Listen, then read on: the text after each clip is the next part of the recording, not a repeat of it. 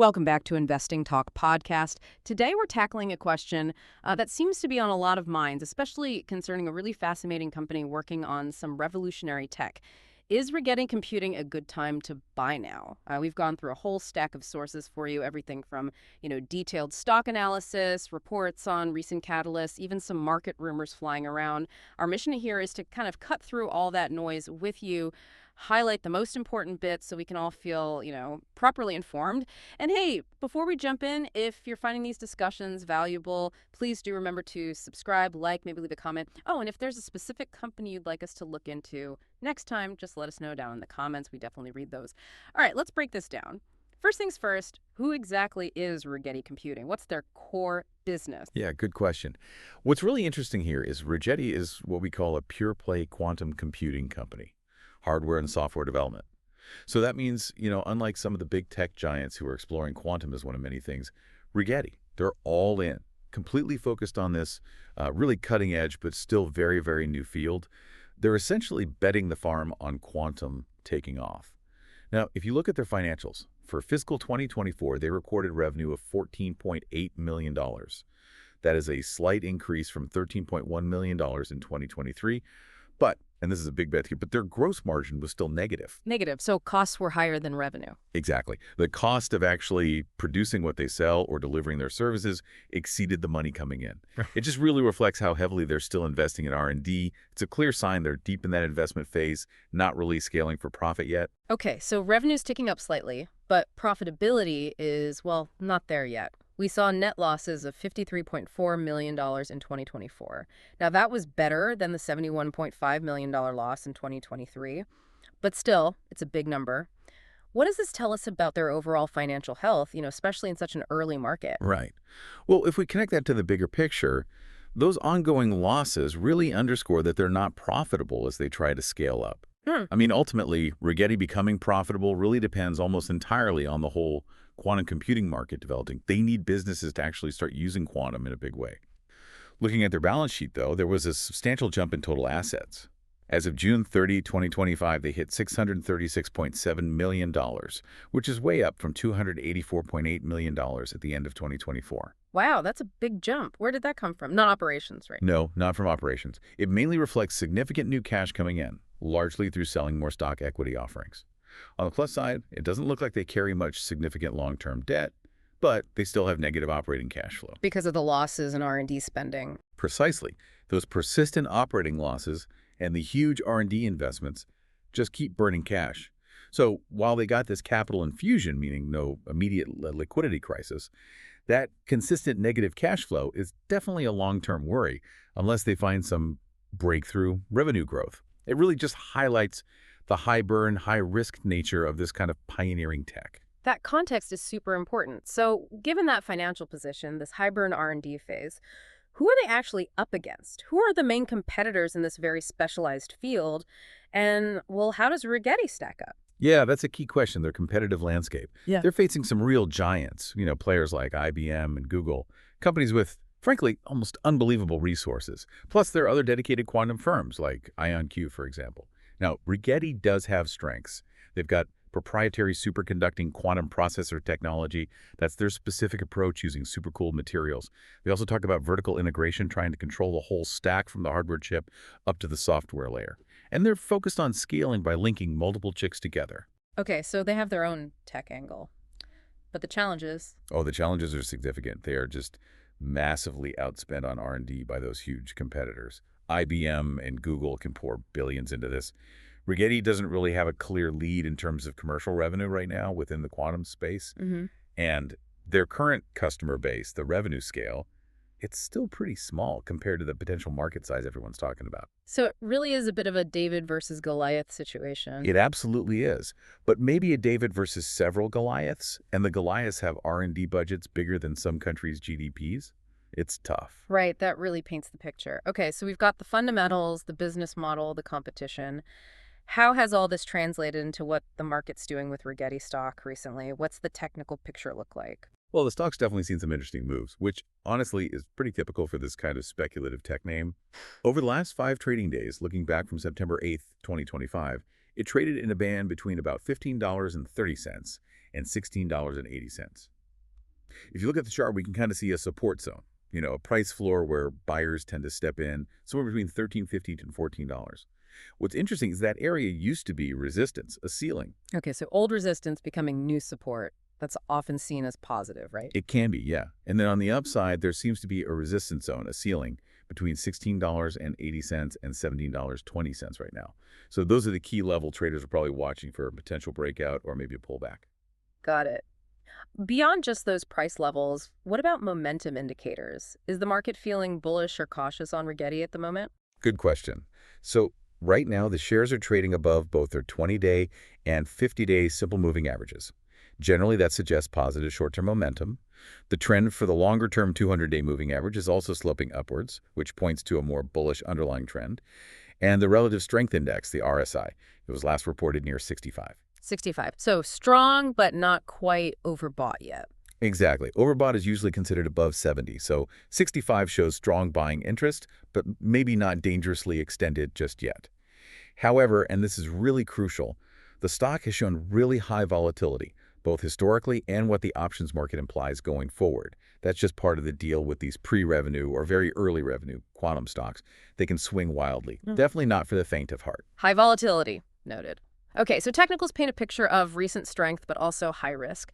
Let's shift to the news. What actual events have been happening that might be impacting Rigetti? What should we really be focusing on? Well, there have been a couple of significant things recently.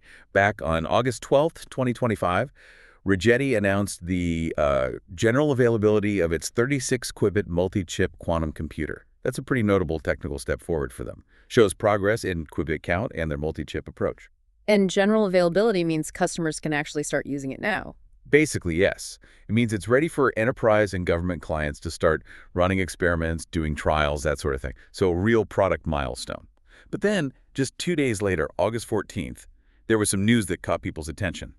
A director, Thomas Iannotti, exercised some stock options and sold 100,000 shares. The average sale price was around $16.70. Insider selling right after a positive announcement. Well, it's important to note this was done under a pre-established 10b5-1 plan. The plan selling schedules. Right. So he set the sale up in advance, likely to avoid any suggestion he was trading on inside info from the announcement. So while it was scheduled, it still represents an insider trimming their position during a price rally. Investors always watch that closely. After that sale, the filings show he still directly owns about 15,000 shares and has options for another 620,000. Okay, so a technical milestone followed closely by some planned insider selling. That's definitely something investors chew on.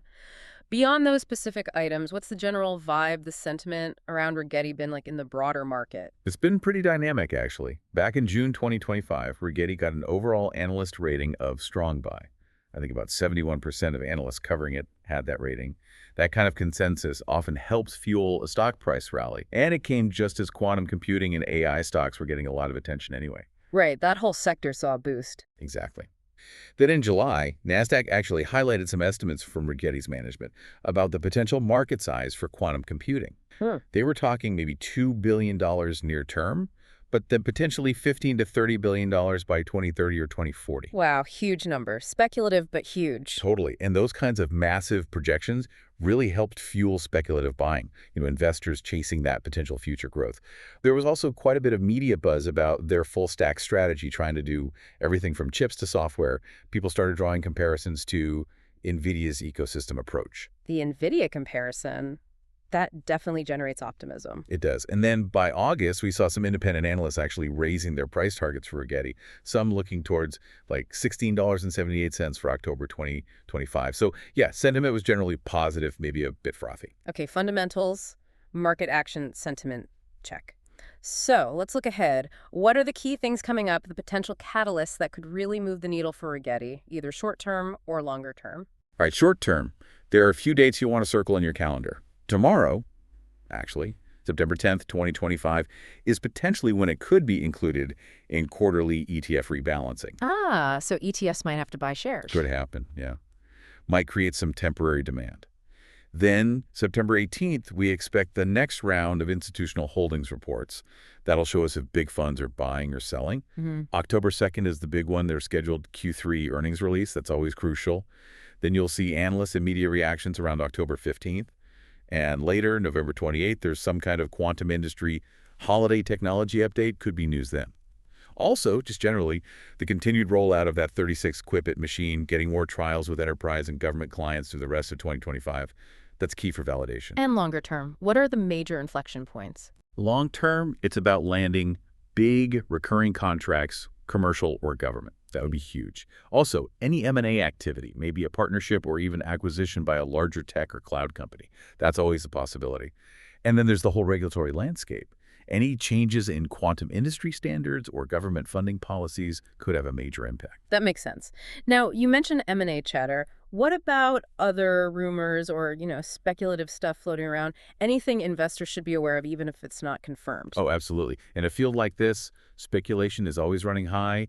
There's persistent talk about Rigetti potentially landing a major research contract, maybe from the U.S. or UK government. Nothing official, but it's a recurring rumor. That would be a game changer. Definitely. There's also continued market chatter about potential acquisition talks. Big cloud providers or chip makers looking to snap up quantum expertise. Rigetti could be a target. Some industry whispers suggest Rigetti might be close to announcing another technical milestone soon, maybe a higher qubit count or better error correction, improved fidelity. That kind of news always sparks interest. Better performance metrics, yeah. Exactly. And finally, you still hear reports about more hedge funds or specialized tech ETFs starting or adding to positions in Rigetti. All these speculative things can drive the share price, sometimes dramatically, but remember, they're rumors, unconfirmed. So you have to treat them with a lot of caution. Volatility often follows. Right. Speculation is risky. And speaking of risk, every opportunity has downsides. What are the really key risk factors we need to consider with Rigetti based on their filings and the market? Yeah, the risks are pretty significant, and they spell them out. First, company-specific. Those sustained operating losses and the cash burn. There's just no clear near-term path to profitability laid out yet. And that directly leads to the risk of ongoing capital raises. They need money to keep operating and innovating. Which means potential dilution for current shareholders. Exactly. Your slice of the pie gets smaller. Then there's huge technology risk. Is quantum computing really going to provide a commercial advantage soon? It's still unproven for many real-world problems. And Rigetti could just get leapfrogged. A competitor might make a breakthrough with a different approach, leaving them behind. Finally, there's customer concentration risk. Right now, the revenue comes from just a few pilot projects. If one or two of those dry up, it hits their numbers hard. Okay, those are company-specific. What about broader market risks? Well, the whole quantum computing sector is still nascent, highly speculative. The timelines for it to become a major commercial industry are really uncertain. It all hinges on technical breakthroughs you can't schedule. The competition, as we said, is intense, with huge, well-funded players. That's a massive external pressure. And Rigetti is a high beta stock. That means it tends to move more dramatically than the overall market.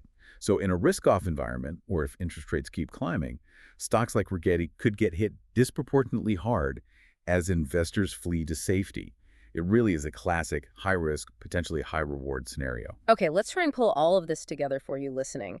After digging through the financials, the market action, the news, the catalysts, the risks, what's the overall picture here for someone thinking about Rigetti computing? How would you read it? Yeah, synthesizing all that. If you're looking at it from a traditional investment standpoint, the overall rating based on this analysis is probably maybe a 4 out of 10. Only a 4, despite the potential? Well, there are positives, right? They've made real technical progress, like with the 36-qubit machine. And that recent capital raise definitely helps their near-term liquidity. No doubt about that. Plus, it offers that unique pure-play exposure to quantum, which is exciting and could be transformative down the road. But the negatives are really substantial. The business is just not profitable. And the path to getting there, the revenue runway, is very uncertain. You've got that consistent insider selling during rallies, which always raises an eyebrow, even if it's planned via 10b5-1. And the quantum industry itself, as we've stressed, is super high risk. It really has what you might call binary outcome potential. Binary outcome, meaning it either works spectacularly well or not at all. Kind of, yeah. Less middle ground. Either they hit those breakthroughs and find commercial success, or they risk burning through all their capital before getting there. It's a very high-stakes bet. So putting it all together, Rigetti currently looks much more like a speculation than a traditional investment. That could change, but only with clear, verifiable commercial wins and a visible path to profit. That distinction between speculation and investment feels really key here. So, what does this actually mean for different types of people out there? Say, short term traders versus long term investors. Okay, good question. For short-term traders, yeah, maybe there are momentum opportunities here given the stock's volatility and how sensitive it is to news. But that insider selling, the sheer volatility, it means you need to be extremely cautious. Quick gains can flip to quick losses very fast. It's probably best left to experienced traders with solid risk management. Now, for long-term investors, the challenges are pretty significant. There's that high risk of dilution from future funding rounds. There's the existential technology risk. What if their approach isn't the winner or quantum takes much longer? So, not really a buy and hold for the long haul right now. Based on the current fundamentals, no. The investment horizon seems much better suited for that short-term, high-risk, speculative trading. For it to become attractive for long-term investment, you'd really need to see sustained revenue growth and proof that they're significantly reducing that cash burn in future financial reports. The fundamental story just isn't strong enough for a core long-term holding yet. So, there you have it, Rigetti Computing. It's definitely a fascinating case, a pure play company right at the forefront of a potentially world-changing industry. They're showing technical progress, they've attracted capital, but they're also facing down unprofitability, fierce competition from tech giants, and operating in a market that's still incredibly speculative and early stage. It's a high-stakes game on a very new frontier. Absolutely. And this raises a really interesting question, something for you to think about. Given how fast quantum is moving and how intense the competition is, what specific measurable technological breakthrough, maybe a new benchmark in qubit stability or error correction rates, or what kind of major long-term commercial partnership would truly signal that Rigetti has crossed the threshold from being a high-risk speculation to potentially being a more validated long-term investment opportunity? And maybe more importantly, how could you track those kinds of signals beyond just watching the stock price or reading the headlines and financial reports? Something to ponder.